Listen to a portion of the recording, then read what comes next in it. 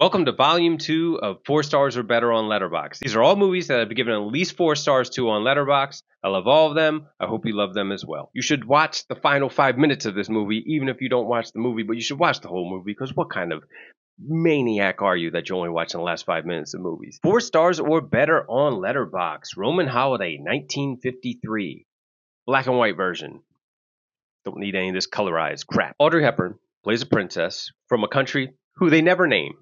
It's a lot like Top Gun Maverick. We never really name the bad guys in that one. And in this one, we never name the good country that this princess is from. She's visiting Rome on a goodwill tour. Let's call it that. It's a goodwill tour.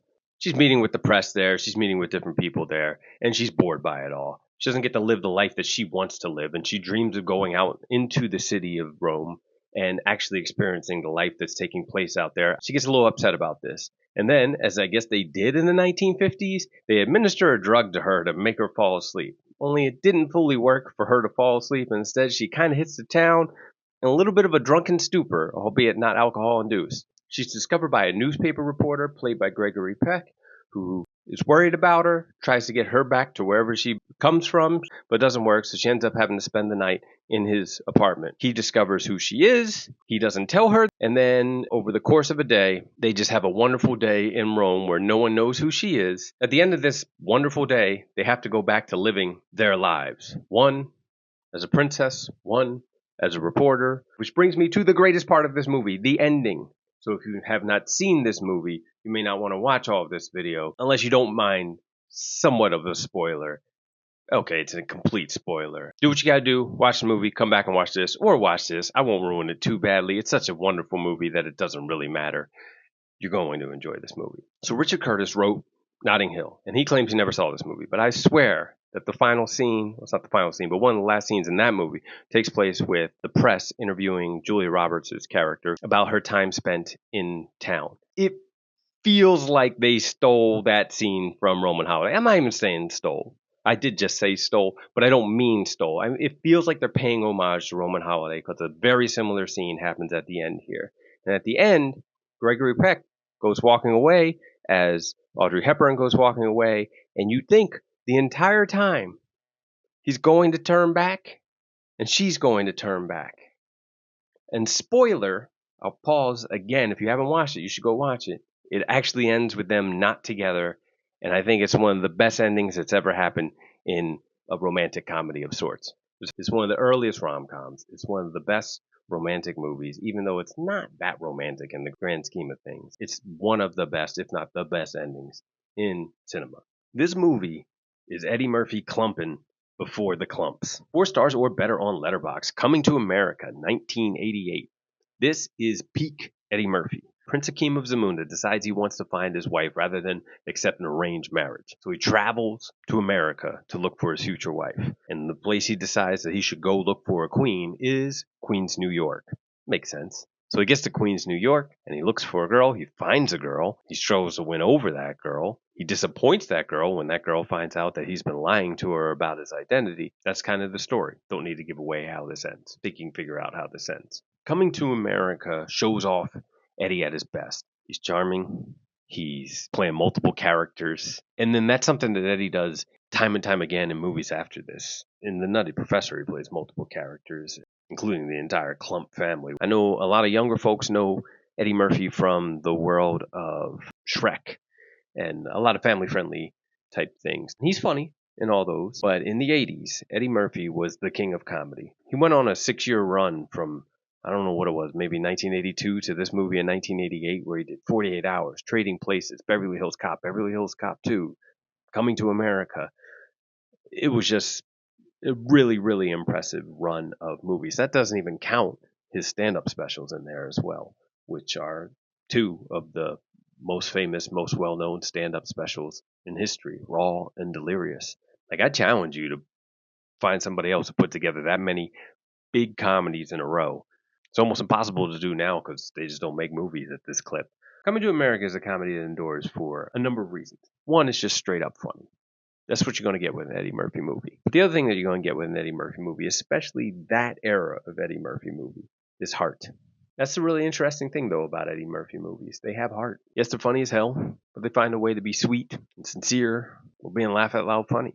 There are a lot of famous lines from this movie, from sexual chocolate to when I say the boy has his own money, I mean the boy has his own money, to what is that velvet? I think that says a lot about this movie too, just how much it's quoted at this point with people probably not even realizing they're quoting it. I know it can be hard sometimes to pop in comedies from the 80s and the 90s, especially from the 80s, and feel like A, this is still funny now, B, this isn't highly offensive now. And I feel like this movie, sure, it's probably got something offensive in it that my old ass doesn't understand, but I feel like this movie is still funny.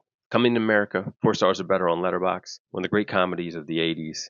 Really one of the great comedies of all time. The easiest way to describe this movie is The Wire, Brazil. 4 stars or better on Letterboxd. City of God, 2002. City of God is the story of the rise of organized crime in the City of God section of Rio de Janeiro in Brazil in the late 1960s to 1970s. It's hard to summarize, which is tough when you're making a video that is about summarizing. Basically, we see the rise of several players in the City of God drug trade from the time they're little kids up until what I imagine is their 20s. This story is told through the lens of Rocket, who is a kid who lives in the City of God, but isn't necessarily involved in the drug trade. He's actually a photographer, so when I said this story is told through the lens of Rocket, that pun was intended. He's a photographer, which then later leads to why he's important to telling the story, which is a true story, or at least based on a true story, which is wild when you hear this story or see this story, or whatever you do with movies, you see here these movies. The reason this is kind of hard to summarize is this movie masterfully weaves a lot of different stories in one 2-hour journey that kind of gives an entire overview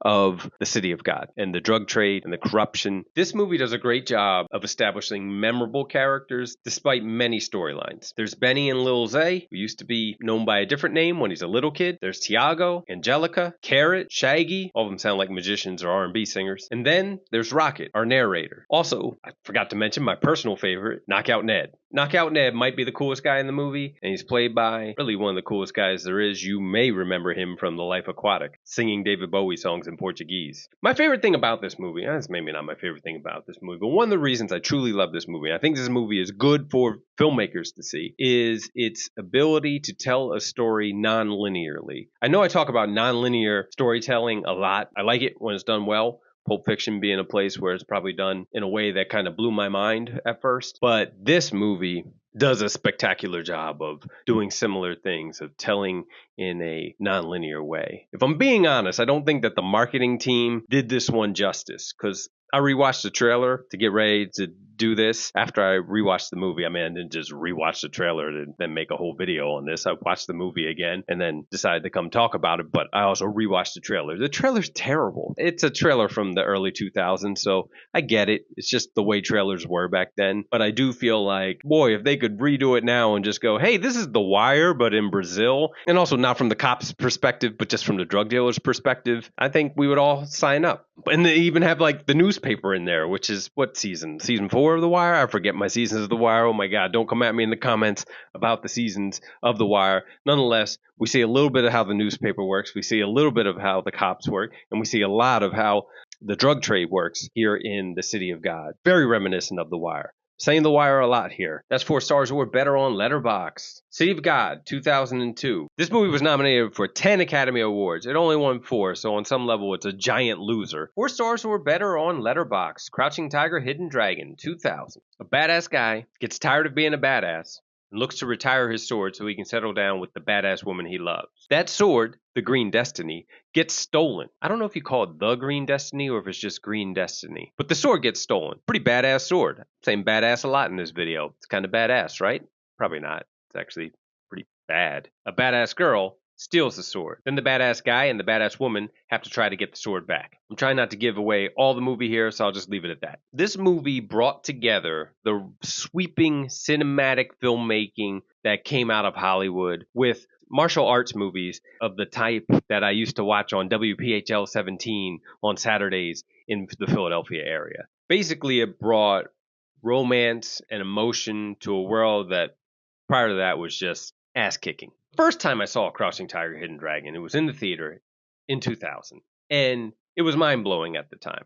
I immediately went and saw it again. I've said in other videos, I don't watch movies in theaters multiple times all that often. I definitely did it for Amelie, and I did it for Crouching Tiger, Hidden Dragon. Also did it for There's Something About Mary. So the range of movies is very strange for that. But nonetheless, this was a movie that got me to come back to watch it again, especially because I was reading all those subtitles and maybe missed a few things along the way. I rewatched this movie recently, and some of the things that really felt remarkable then honestly feel a little bit run of the mill now. And I think that's just a product of time. I think that's a product of all the movies that came after this that were influenced by this, whether outright or probably because the filmmaker definitely saw this at some point prior to the films that they made. You see a lot of this movie reflected in all the superhero movies that have come out over the past, whatever it's been, 18 years, and since 2008 in Iron Man. A lot of what happened in cinema post 2000, as far as action movies, owe something to Crouching Tiger, Hidden Dragon. On some level, I was disappointed when I rewatched it because it wasn't as grand as I remember it, but it's still a magnificent film, and I think it is an important film for everybody to watch who especially wants to be a filmmaker to see what one of those moments looked like when cinema makes a giant leap, where things kind of come together in a new way, and a world of possibilities is now opened up for everybody that comes after. Crouching Tiger, Hidden Dragon is one of those moments. It's an inflection point in action, romance, cinema. This is the best rom-com of all time, and I'm including Future Time in that statement. 4 stars or better on Letterboxd. Notting Hill, 1999. All right, everybody should know what Notting Hill is. It really is the best rom-com that was ever made. British guy who runs a travel bookstore has a chance encounter with an American movie star. There might be a little something going on between the two of them. We feel like there is something going on, but then her boyfriend shows up. So that falls apart. But then some movie goes by and they actually kind of get back together. And we think they're back together, but then that falls apart. Then we think they're about to get back together and it doesn't quite happen. And then the ending of the movie happens. And the ending of the movie is the greatest ending in rom-com history. If you don't pay attention for the first hour and 45 minutes of this movie, just watch the last 15 minutes.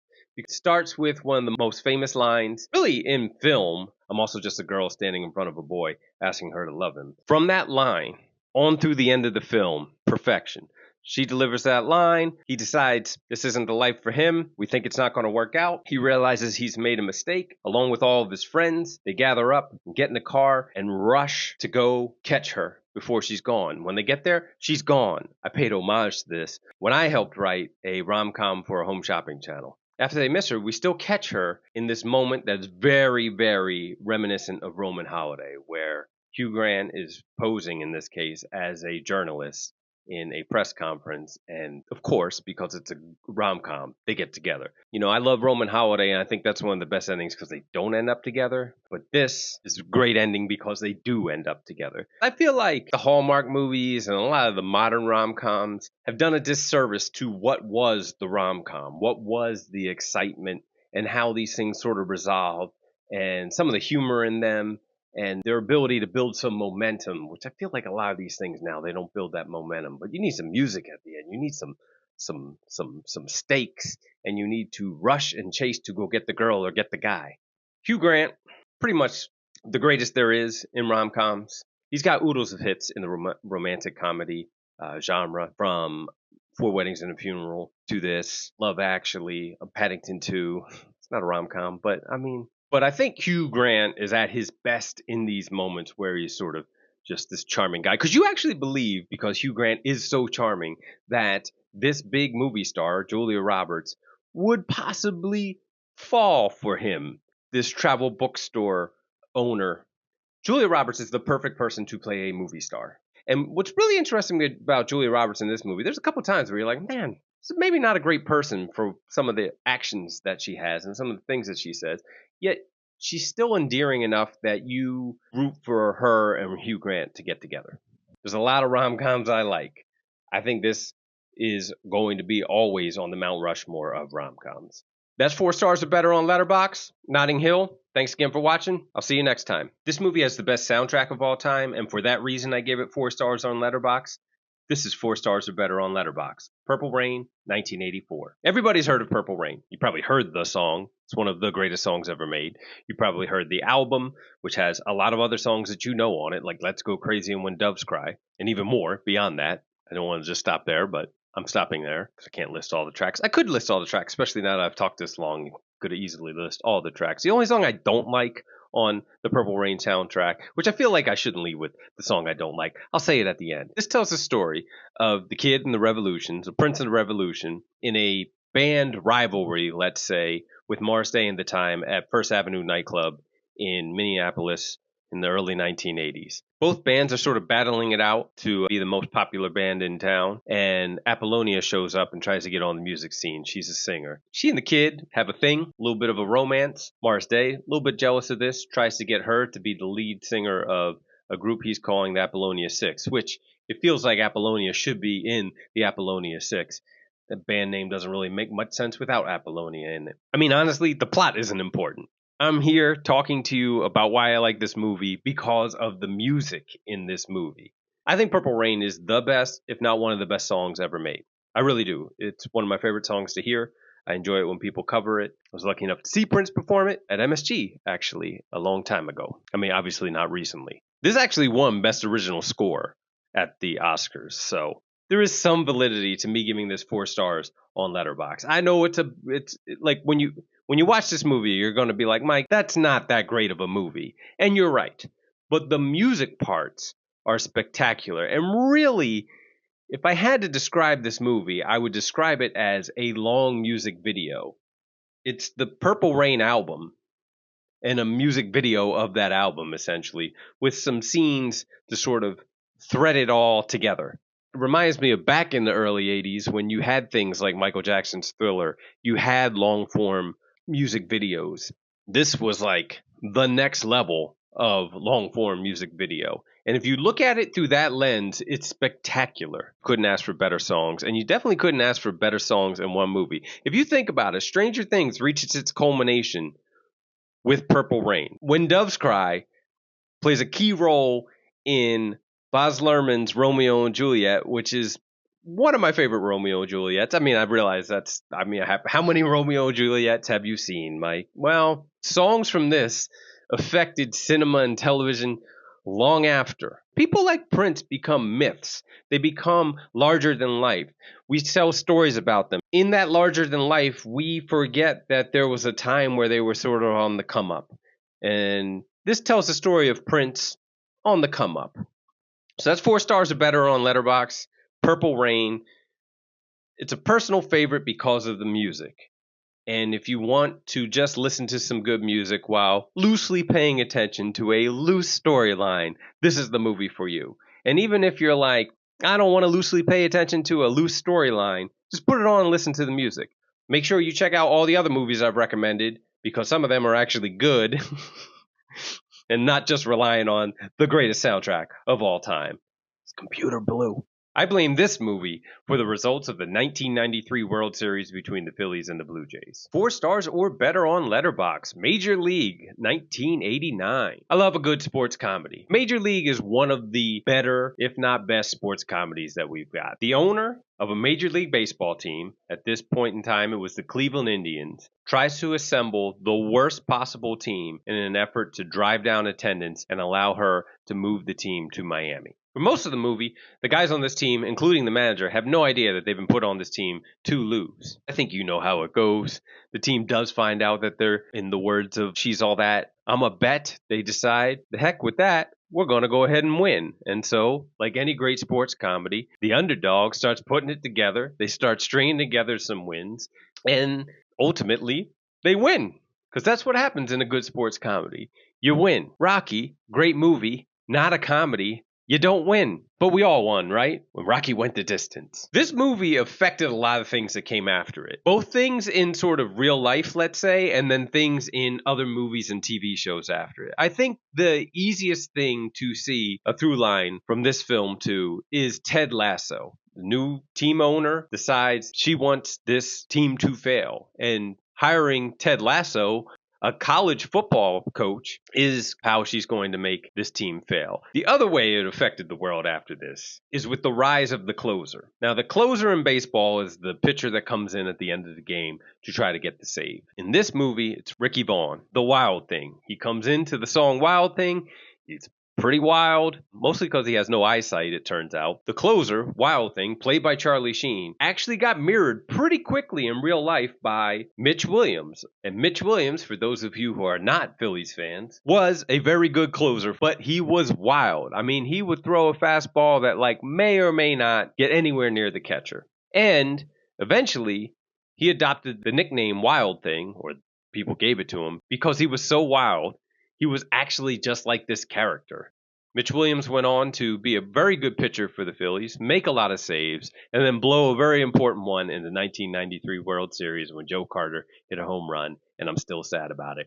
I've been trying to do this list of movies, and I end up talking about a lot of elevated films. And I love great films, but I also don't want to overlook fun films that make people feel good and make people root for something. And that's what sports comedies tend to do. Sometimes it's good to put on a movie that's a good time, and Major League is a good time. So yeah, I gave it 4 stars, even though I blame it for losing the 1993 World Series. If you've been struggling to create something, this is the movie that you need to watch to get you motivated. 4 stars or better on Letterboxd. Dolemite Is My Name, 2019. The plot of Dolemite Is My Name. It's a biopic. Sometimes people want to pronounce that biopic.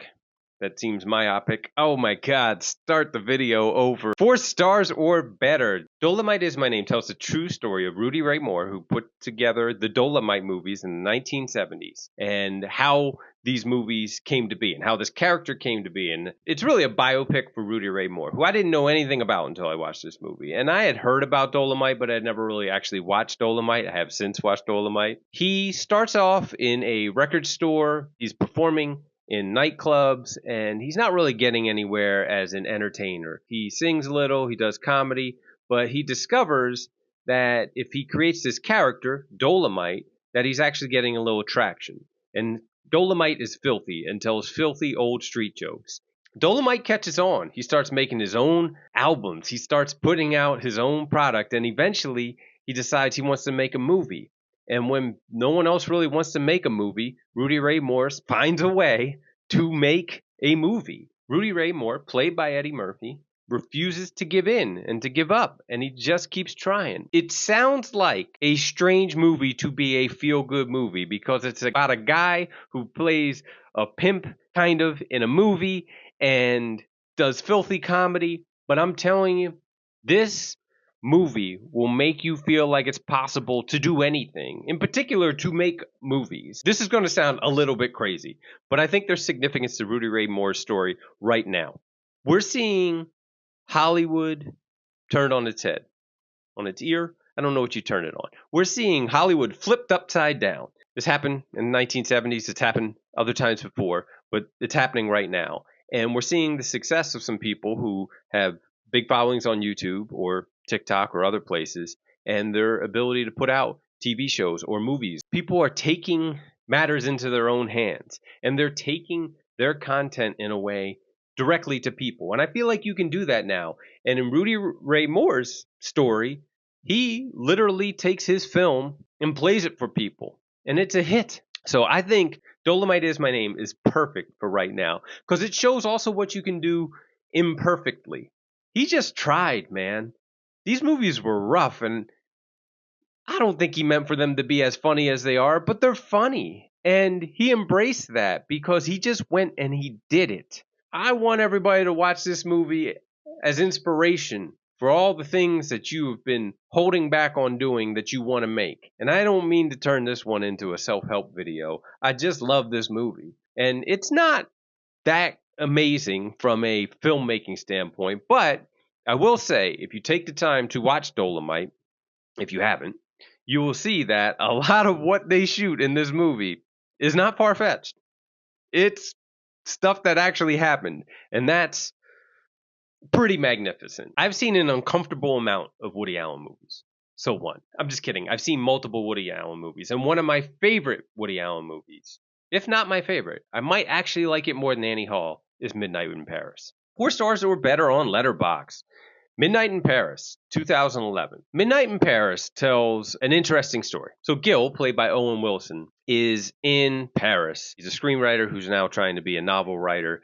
and he and his fiance and his future parents-in-law don't really seem to all get along all that well. Gil is just walking around Paris, which he is absolutely mesmerized by, at midnight after having a little bit of wine, and he finds himself getting into an old-timey car with some people who turn out to be historical figures from the art scene in Paris in the 1920s. So we're talking your F. Scott Fitzgeralds, your Gertrude Steins, your Hemingways. He ends up essentially time traveling to a world where these people exist in the 1920s. He falls in love in that world, and he finds himself going back and forth between the existing present day and traveling back in time to this world, which is the time that he wishes he was living in, the time he romanticizes. And then, once you're in that romanticized time, he and the girl he falls in love with go back even further in time to the 1890s. And the girl, who's from the 1920s, romanticizes that and wants to stay there. So this movie is about nostalgia and the power of nostalgia, and how whenever we're in a certain time, we always think that some previous time was better. This is based on a stand-up routine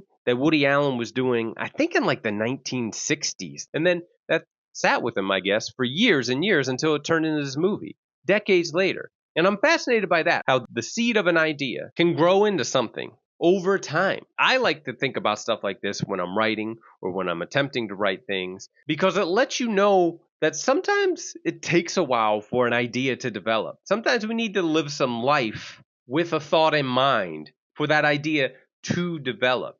At the end of the day, this is a low-key time travel movie. One of my favorite time travel movies. It's like this, Back to the Future. I happen to like Groundhog Day, which is a time travel movie. The Map of Tiny Perfect Things. I'm always like, is it the Tiny Map of Perfect Things? I think it's the Map of Tiny Perfect Things. I didn't mean to start naming time travel movies without mentioning Bill and Ted, by the way. Each time I go back to this movie, I feel like I know a little bit more because I've read another book, I've watched another movie, I've studied a little bit more history or art, and that has helped me understand who all these characters are just a little bit better. And I feel like there's jokes inside jokes inside jokes, which maybe I'm not even getting all of them, but I also think a great movie sets that up. So, hey, if you get all these, great. If you don't, you're still entertained by this movie. And I think that's what Midnight in Paris does. If you're constantly disappointed in yourself and all the things that you failed to do in life, this movie might be the thing you need to motivate you. 4 stars or better on Letterboxd, The Natural, 1984. We've got here one of the great baseball movies. Roy Hobbs is a great baseball player, and he's going off to be a great baseball player, and then a tragic event happens. He gets shot. So he disappears from the scene for a long time. And the next we see him in the movie, it's many years later, and he's joining a baseball club. So Roy Hobbs is a really old rookie for the New York Knights. And it turns out he's great. So great. Maybe he would have been the best there ever was. But today he's the best there is. And he's that good. And the Knights start winning. And that leads to a series of problems because the owner of the team, much like every owner in every baseball and sports movie there is, the owner of the team doesn't actually want them to win. It's a pretty common construct of these movies. This is one of the first movies that did that, but it continues to happen after this in Major League and Ted Lasso and, I don't know, probably something else. Not Hardball. For whatever reason, it's always going to work out better for these owners if the team loses. And in this case, it's no different. So that pits Roy Hobbs against his ownership. And there's a struggle there. There's a struggle for him to overcome his manager's perception of him, played awesomely by Wilford Brimley. And then there's a fear of the past and all the things that happened to him in the past, namely his shooting and the injury that came from that shooting. There's a fear of all that affecting him now. It has one of the best endings that you'll ever find in a sports movie, and it's when Roy Hobbs hits a home run that hits the lights in the baseball stadium, and they spark, and it's just amazing. It's really the dream. This movie is about, and I'm kind of paraphrasing Glenn Close in this movie, who was paraphrasing the novel that this was based on, which is, we live 2 lives. Our first life is just spent accumulating mistakes. That's the life that we learn from. While our second life starts the moment that we start applying those lessons to our life with intention. In Roy Hobbs' case, Roy had this expectation of being the greatest baseball player of all time. And that didn't turn out because he got shot. And sometimes things don't turn out the way, life does not turn out the way that we planned it to go. One of my other favorite moments in cinema that sort of deals with this is The Curious Case of Benjamin Button. Now, I'm not highly recommending The Curious Case of Benjamin Button, but the letter that gets read in that I am recommending. And it's Brad Pitt's voice. And it's something along the lines of it's never too late, or in my case, too early in life, to be what you always wanted to be. And I think that's what The Natural is about. The score of this movie is also worth mentioning. Randy Newman worked on this one.